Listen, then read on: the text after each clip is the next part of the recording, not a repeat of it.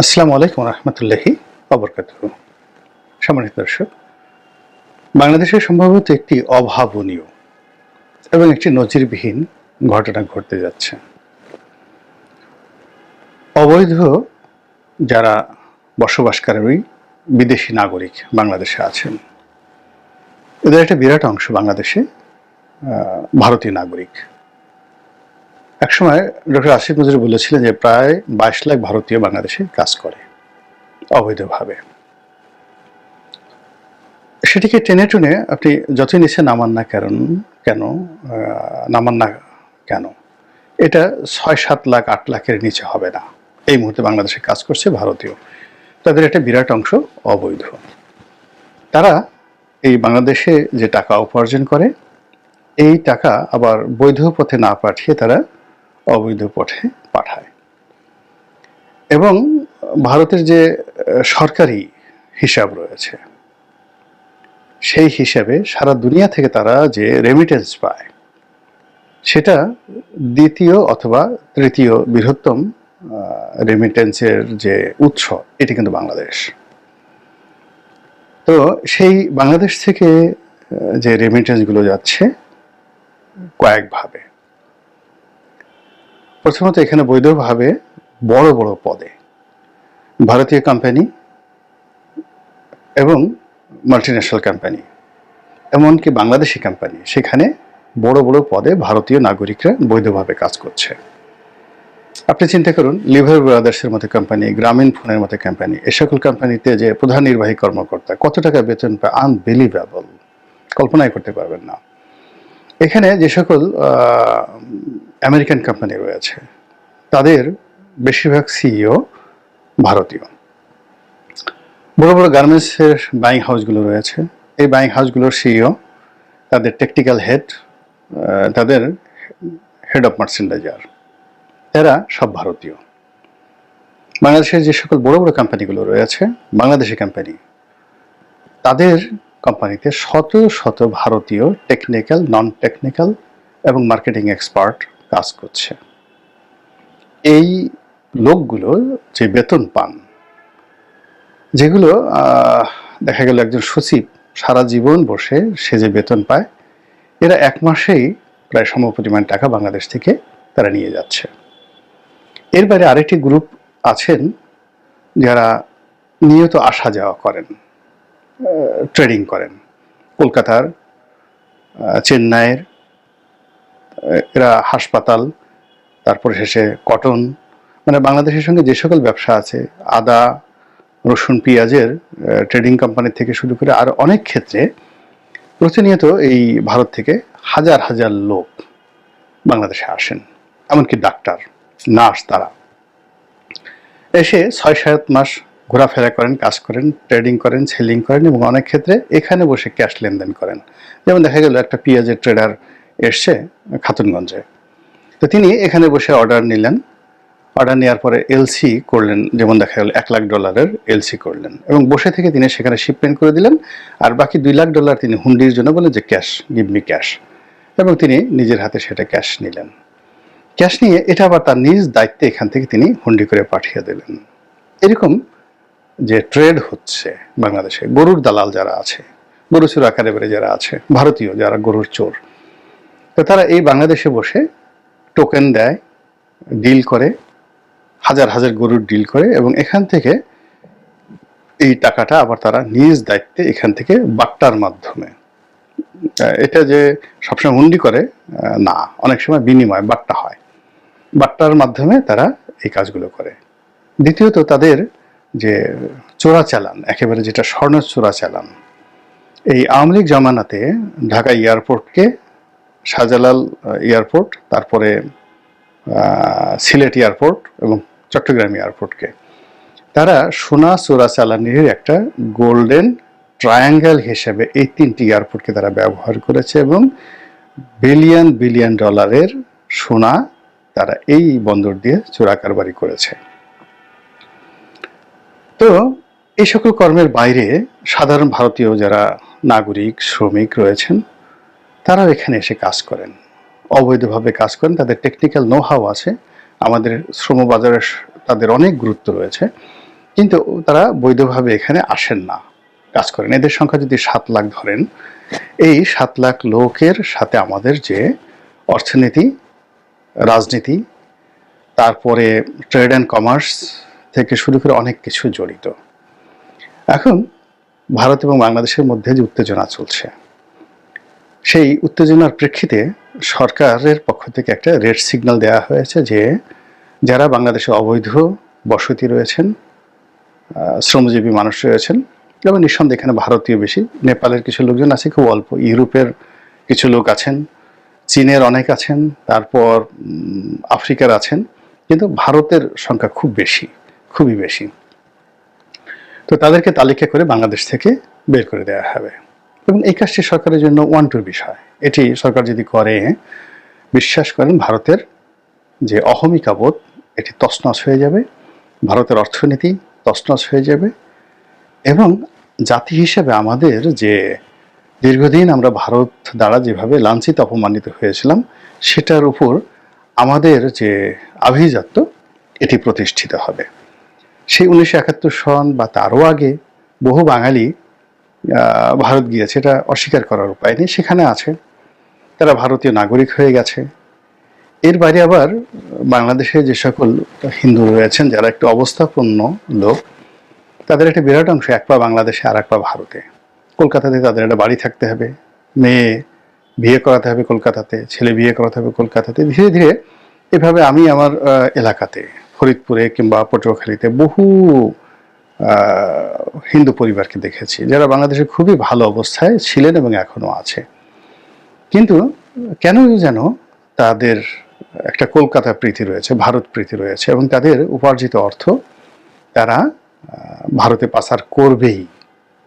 তো এই জিনিসগুলোর ক্ষেত্রে যদি সরকার খুব রেস্ট্রিক্ট হয়, এবং আওয়ামী লীগ জমানাতে যেটি উঠিয়ে দেওয়া হয়েছিল শত্রু সম্পত্তি, এনিমি প্রপার্টি, তারপরে ভেস্টেড প্রপার্টি, এই আইনটিকে যদি আবার সরকার চালু করে, তাহলে যে সকল হিন্দু এই বাংলাদেশের জায়গা জমি বিক্রি করেছে, আবার অনেক হিন্দু টাউটারি করে 2 বার 3 বার 4 বার করে বিক্রি করেছে, বিক্রি করে তারা চলে গেছে ভারতে, টাকাও নিয়ে গেছে। এখন তাদের যারা বংশধর আছেন, আত্মীয় স্বজন আছে, তারা এসে আবার বলছে ওই সম্পত্তি আমাদেরকে জোর করে এটা শত্রু সম্পত্তি বলে, ভেস্টেড প্রপার্টি বলে, এনিমি প্রপার্টি বলে আমাদের কাছে নিয়ে যাওয়া হয়েছে। এগুলো কিন্তু নিয়ে জায়গা জমি মামলা মোকদ্দমায় বাংলাদেশে একটা রক্তক্ষয়ী ঘটনা ঘটছে। এখন ডক্টর মোহাম্মদ ইউনূস সরকার যদি এই জায়গাতে হাত দেন, যেহেতু তার সঙ্গে এখন জামাত আছে, তার সঙ্গে এখন হেফাজত আছে, ফলে পাবলিক সাপোর্ট এখানে অনেক বেশি। সেক্ষেত্রে এই যে এখন হিন্দুরা যে আন্দোলন করছে বা সংখ্যালঘু নির্যাতনে যে সকল কথাবার্তা বলছে, যখন তাদের হাতে ঘা লাগবে এবং তাদের অপরাধের ফাইলগুলো যখন শ্বেতপত্র আকারে প্রকাশিত হবে, তখন ভারত আর বড় কথা বলতে পারবে না। তো যেটা বলছিলাম সেটা হলো যে ভারত সবসময় বাংলাদেশি লোকদেরকে হেয় প্রতিপন্ন করে নানা রকম আজে বাজে কথা বলে। প্রথমত যারা ভারতে আছেন তাদেরকে বলা হয় যে বাঙাল এসেছে, ওদেরকে লাথি দিয়ে বের করে দেওয়া হবে, ওরা আমাদের দেশের সব কিছু লুটেপুটে খাচ্ছে। কেউ কেউ বলার চেষ্টা করছে যে ওরা একটা জাত হলো নাকি, আমরা ওদেরকে স্বাধীনতা এনে দিয়েছি পাকিস্তানের কাছ থেকে, ওরা তো সারা জীবন পাকিস্তানে লাথি খেত, পাকিস্তানের সঙ্গে ওরা কি কিছু পারত যদি ভারত না হতো? এখন ওরা কি করে বড় বড় কথাবার্তা বলে? এই যে উদ্যত এবং অহমিকামূলক আচরণ। থার্ডলি হলো যে আমাদের প্রতিনিয়ত যারা চিকিৎসার জন্য যান, টুকটাক ব্যবসা বাণিজ্যের জন্য যান, ভারতের থেকে শাড়ি আনেন, শাল আনেন, কলকাতা থেকে মার্কেটিং করে আনেন, শপিং করে আনেন, বিয়ের বাজার করে আনেন, তারা সবাই যে সেখানে গিয়ে খুব ভালো ব্যবহার পান তা নয়। বেশিরভাগ ক্ষেত্রে দেখা যাচ্ছে যে ওখানে অপমানের শিকার হতে হয়। বিশেষ করে ভারতীয় যে স্থলবন্দরগুলো রয়েছে সেখান দিয়ে পারাপার করার ক্ষেত্রে ওখানে কাস্টমের যারা কর্মকর্তা, তারা যে সকল অপমানজনক কথাবার্তা বলেন, যে ধরনের অ্যাটিটিউড করেন, এটি যাদের আত্মমর্যাদা বোধ আছে তারা আর দ্বিতীয়বার ভারত যেতে চাইবে না। আমি নিজে যখন সংসদ সদস্য ছিলাম, তখন হঠাৎ করে কি মনে করে যেন সেই হিলি বন্দর হয়ে আমরা সেই দার্জিলিং গেলাম। তো সেখানে আমার রেড পাসপোর্ট, সঙ্গে আমার স্ত্রী, আমার সন্তানেরা, তো পুরো সার্ক স্টিকার লাগানো, হোল ফ্যামিলির সবার সেটা ভিসা আছে। তো ওখানে যারা কাস্টমসের কর্মকর্তা তাদের ব্যবহারটা এরকম কি, প্রথমে তো পাসপোর্টটা দেখি তারা ঘোরালো, পাসপোর্ট কেন লাল, বলেন আপনি আপনার পাসপোর্ট লাল কেন? এখন বাংলা বলে স্পষ্টত লেখা আছে ডিপ্লোম্যাটিক পাসপোর্ট বা কূটনৈতিক পাসপোর্ট, পাসপোর্ট কেন লাল এই প্রশ্ন। তখন আমাকে বলতে হলো যে আমি সংসদ সদস্য, আমি একজন কূটনীতিক। তারপরে বলো ও তাই নাকি, তা আপনি এমপি? এমপি ভালো কথা, তো উনি কে? আপনার স্ত্রী বুঝি? জি আমার স্ত্রী। তোমার পাসপোর্টে দেখছি লাল।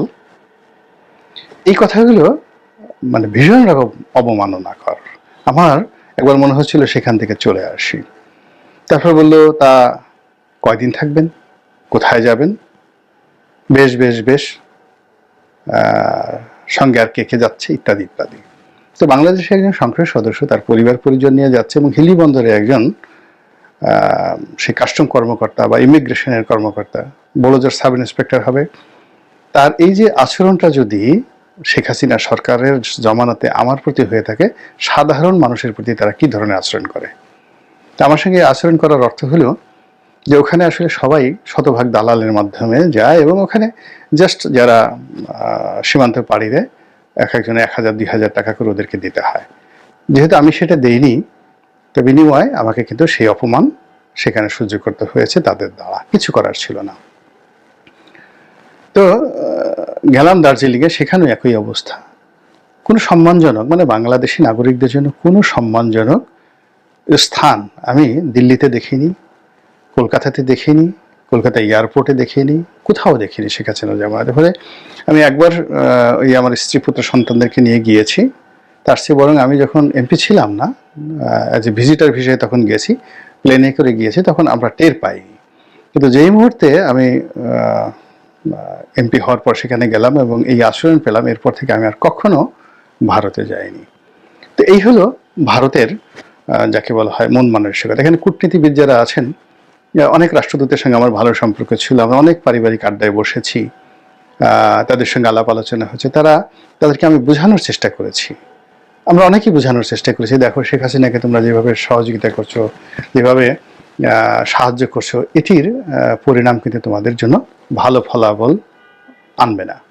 তো তারা অনেকটা চাণক্য নীতিতে আমাদের দিকে তাকাতেন, ও তাই বুঝি, what you are like to say, বা উই নো উই আন্ডারস্ট্যান্ড, এই ধরনের কথাবার্তা বলে তারা সবসময় ইগনোর করার চেষ্টা করেছে। তো এই যে তাদের একটা মন মানসিকতা, বা যারা আমেরিকাতে আছেন দেখবেন যে আমেরিকার যারা ভালো পদ পদবিতে আছেন ভীষণ রকম কিন্তু অহংকারী, কিংবা ইংল্যান্ডে যারা আছেন দেখবেন তাদের ভিতরে যে একটা অহংবোধ আছে, আপনি ইচ্ছা করলে তাদের সাথে ফ্রেন্ডশিপ করতে পারবেন না, বন্ধুত্ব করতে পারবেন না।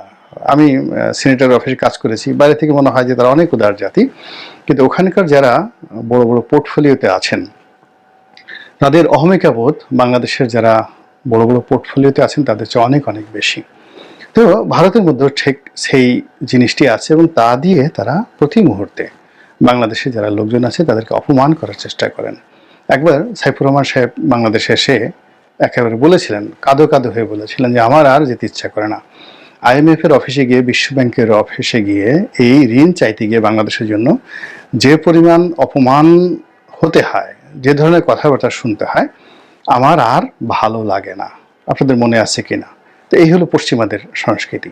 তো এই যে ভারত আমাদের সাথে যে বিভিন্ন সময়টিতে আচরণগুলো করে আসছে, তার প্রেক্ষিতে এই যে ইউনূস সরকার যে সিদ্ধান্ত নিতে যাচ্ছে বা বাস্তবায়ন করতে যাচ্ছে অবৈধ ভারতীয়দেরকে দেশ থেকে তাড়ানোর জন্য, আমি ব্যক্তিগতভাবে এটাকে সাধুবাদ জানাই এবং আমি মনে করি যে কাজটি করা উচিত, সর্বশক্তি দিয়ে করা উচিত। এবং এই উদ্যত দিল্লিবাসীদেরকে একটি মেসেজ দেওয়া উচিত যে বাংলা এমন একটা জান্নাতি ভূমি, যারা 2000 বছরের চেয়ে অধিক সময় কন্টিনিউয়াসলি সেই